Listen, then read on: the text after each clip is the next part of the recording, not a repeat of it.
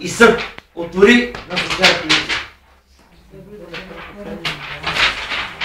Първо послание към Тимотея. Първо послание към Тимотея отворете. Пета глава отвори. Да.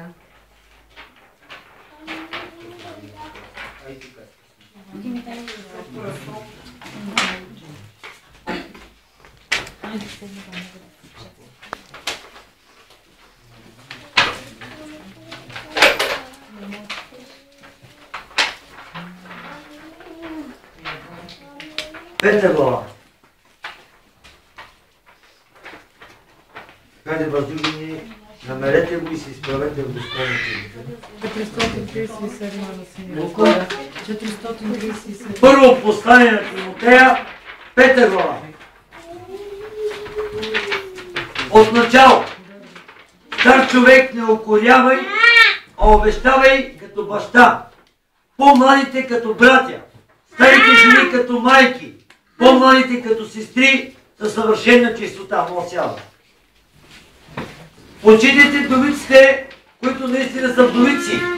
Ако някоя вдовица има чада или внуци, те нека се учат първо да показват благочестие към домашните си и да отдават дължимото на родителите си. Защото това е угодно пред Бог. А истинската вдовица, която е останала сама, се надява на Бог и постоянства молби и в молитви, нощен и денен. Но онази, която живее сладострастно, жива и умряла. Заръчи това, за да бъдат непорочни. Ако някой не се грижи за своите, а особено за домашните, той се е отрекал от вярата и той е от неверник по-лош. Да се записват само такива вдовици, които не е по-долу от 60 години, която е била на един мъж жена, известна с добрите си дела, ако отхранила чада, ако е приемала странници, ако е умивала нозете на свети, ако е помагала на страдащи, ако се е отдавала на всекакви добри дела. А по-младите вдовици не приемай, защото когато страстите им го отвърнат от Христа, искат да се омъжват. Те падат под осъждение. Също са се отметнали от първото си убеждение. А при това те са навикнали да стоят без работа, да ходят от къща на къща и не само да бъдат без работа, но и бъбриви, които се месят в чужди работи и говорят това, което не трябва да се говори. По тази причина искам по-младите вдовици да се омъжват и да раждат деца и да въртят къщи и да не дават никакъв повод на противника да хули, защото някой вече се отклонил след Сатана. Ако някой вярващ мъж или жена има сродници и вдовици, нека ги преглеждат. Та църквата да не се обременява, за да може да преглежда истинските вдовици. Днес помолихме Бог да даде Божие Слово за съд и за правда. Намерихме ли в тези стихове, които прочетохме, двете неща – съд и правда. Разбира се, че в нашата църква имаме вдовици. Имаме две вдовици. Обаче Божието Слово каза, ако да ги приемаме при положение, че те са от 60 нагоре, тогава църквата е длъжна да се грижи за тях и да им помага за ежедневната храна, или за дърва, или за облекло. Но каза по-младите вдовици, не приемайте. Като говорим за вдовици, сещам се една история, която бе описана в Библията. Имаше една жена, при която отиде пророк, един много силен пророк. Вие после ми кажете неговото име. И той каза на жената, искам, каза, да ми направиш малко хляб, да седна да ям. Тя горката каза, господарю, не мога да ти направя малко хляб, защото имам една шепа брашно и малко дървено масло. Ще умеса тази пита, за да ям аз и детето ми, и сина ми. Ядеме и да умреме, защото по това време не вадеше на земята в продължение на 3 години и половина дъжд. И същия този пророк каза на вдовицата. Той каза на вдовицата следното: направи за мене и не се безпокой. Тогава тя му се довери. Направи тази малка питка хляб, даде на пророка. Тогава пророка каза: събери колкото съдове имаш от твоите и от съдовете на твоите комшии. Дай ги насам. И когато тя събра достатъчно съдове, Бог направи нещо, което беше направил на големата планина, която нахрани 5000 мъже, отделно жени и деца. Брашното се умножи. Какво да говорим тази вечер? Има ли вдовици? И тези вдовици как трябва да се почитат? А тези вдовици колко почитат Господа? Колко почитат те църквата? Колко са се отдайни на църквата? Вдовица. Знаете ли колко много братя и сестри имаме, които са вдовци? Знаете ли, не говоря в буквалния смисъл на някоя сестра, дето умрел мъжа и на някой брат, дето умрела жена му. Говоря хора, които са отпаднали от вярата, отпаднали са от служението, отпаднали са от благодата на Исуса Христа. Идват на църква, молят се, не усещат помазанието, молят се, не усещат причината. Какво е за една жена, която е сама? На нея е трудно. Няма мъж до нея, не може да си нацепи дърва, не може да си докара дърва на гръба там от гората. Тя не може да си измаже стаята, не може да си направи ремонт на къщата, не може да смени 2 цигли, че няма мъж при нея. Тоест, трудно е. Днес има много духовни вдовици и вдовци, които са оставили първата си любов. Оставили са оная благодат и оная радост, с която са направили крачката да служат на Бог. Първо тръгат и викат: алилуя, слава на Бога, слава на Бога! Един ден, хоп, вярвате им, умирате в тях. Живота на човека се използва бързо, много бързо, повярвайте ми, бързо. Тя на 50, тя на 40, тя на 30. Кажете, какво ми минаха годините. Всеки ден ти минава част от живота. Отива ти живота. Като се изправиш пред Бог, какво ще каже Господ? Айде сега, мило чадо, какво ми носиш? Какво ми носиш? За какво си напълна твоята кошница? Пълни ме с клюки, с омраза, с злоба, коварство, лъжесвидетелстване, измама, пороци. Ще занесе на Бог гнили плодове. Гнилите плодове ги ядат само прасетата. Бог иска плод. И ако ти си безплодно дръвче,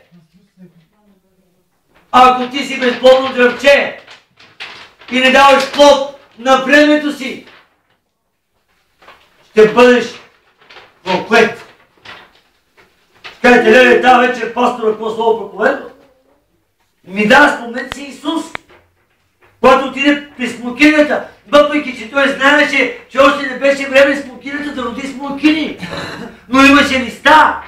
Той отиде, погледна по дървото, което да повърне, там нямаше плод. Той е прокле и тя изсъкна. Представате ли си? Мислиме, че като вървим в пътя на Бога, всичко ще ни бъде окей. Ще бъде окей само тогава нещата, когато ти си се отдал и служиш на Бога с дух и истина.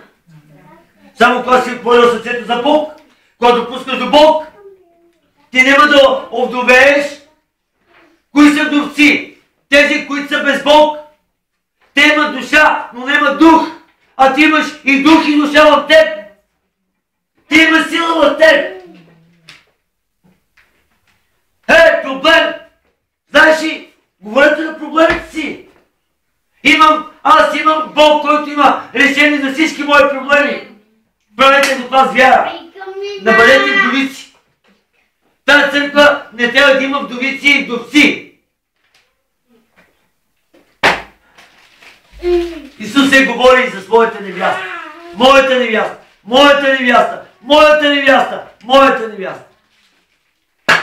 Словото на Бог започва от пророк Исаия до откровението на Йоанна. Там, когато става въпрос за жена, става въпрос за църква. Погледнете книга Песен на песните, погледнете притчите, погледнете псалмите. Когато се говори думата жена, се говори за църквата. А тази църква е жива църква. Тя не е вдовица. Тя не е се забулила, както вие сте чували там вече за братките на главите си. Тя не е забулена. Тя е благословена. Когато вътре в тази църква има хора, които са дадени на Господ с цялата си същност и стоене пред Бог. Има полза Лаура.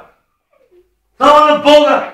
Детете с детски паралич. Какво ли чудно не направи Бог в тази махала? Ето днеска Лаура ходи, търчи, скача, пада, става, но Лаура е добре. Не може още да говори. Не може още да говори. И ти вече имаш задължение в църквата да постиш всеки ден за нея по 3 часа. Вие имате другара, вие имате силния, вие имате мощния и неговото име е Исус! По-силно неговото име е Исус! Неговото име е Исус! Мощния. Проблем, грижа, болест, страдание. Възлагайте ги на Бога. Вдовица.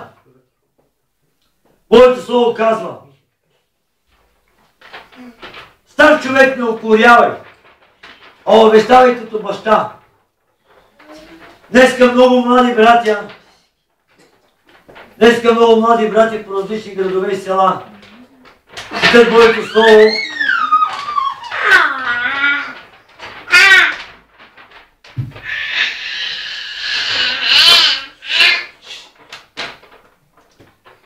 Четат Божието слово, доди малко разбиране. Веднага иска да стават презвитери, да стават пастори. Ще кажат на по-възрастния пастор: ти седи, почивай, ти говориш с старомодно учение. Седни, ние ще вкараме нов дух. Едно вкарват нов дух младите хора.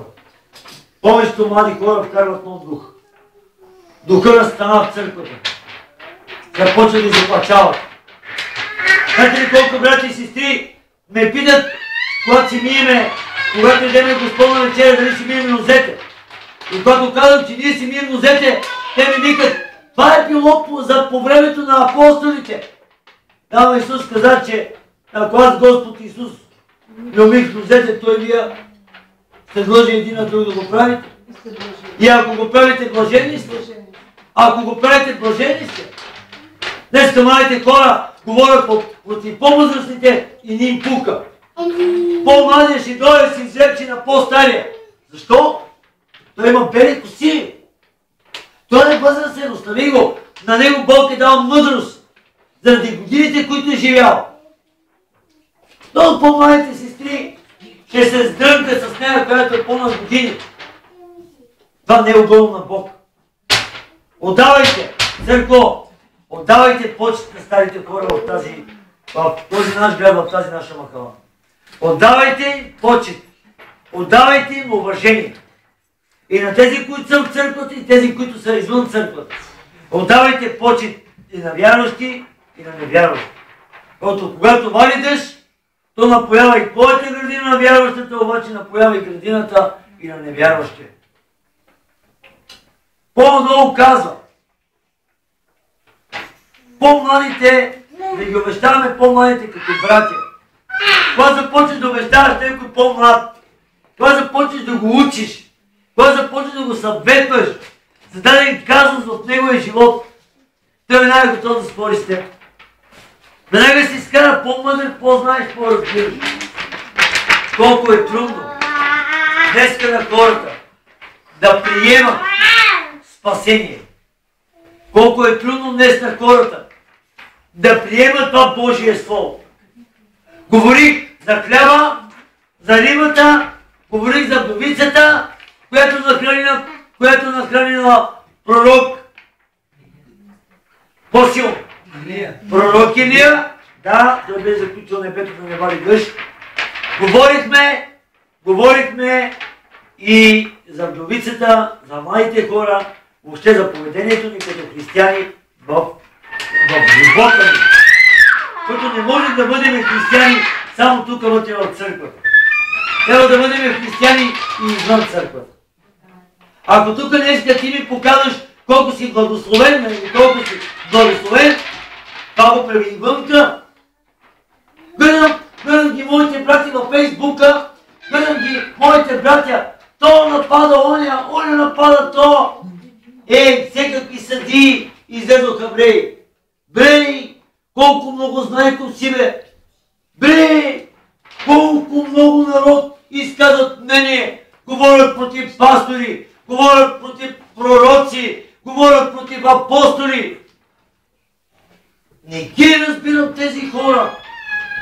Защо дигат Христос от престола му, за да седнат те да съдат и те да кажат кой е прав и кой е крив, за да ви казват. По-старите казва, обещавай като родител, а по-младите като братя, по-младите жени като своя майка. Има заповед от Бог. Една от заповедите гласи: почити баща си и майка си, за да ти се удължат годините на живот. Днес ти си длъжна да проявяваш уважение към баща си и майка си. Без значение колко са лоши или колко са добри. Трябва да изпитват уважение и респект. Едно от благословенията на християните е когато ида от църквата с чиста съвест. Угодил съм на своите родители, угодил съм на своите деца, угодил съм на своята половинка, угодил съм на своите комшии и аз съм им показал, че в мене живее Христос. И те го виждат. Нали често пъти казвам, хора, покажете Христос във вас.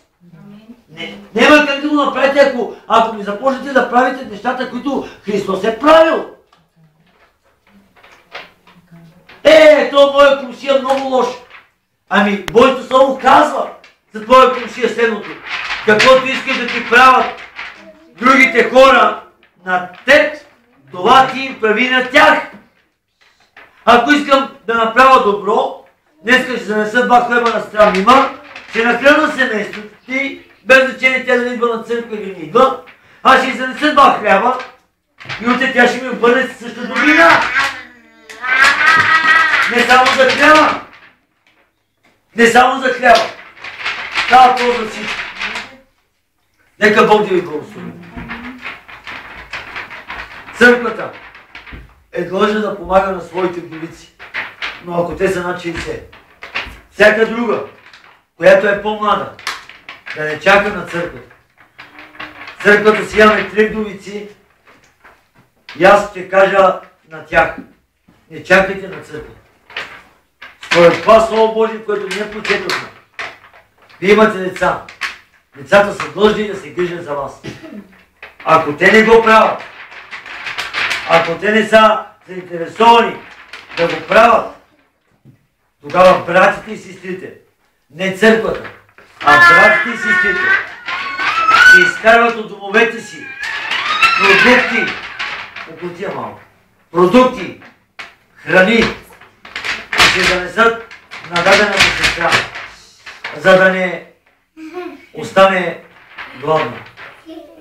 Некой от вас ще каже: и от дома няма какво. Не дейте, ще ме излъжете.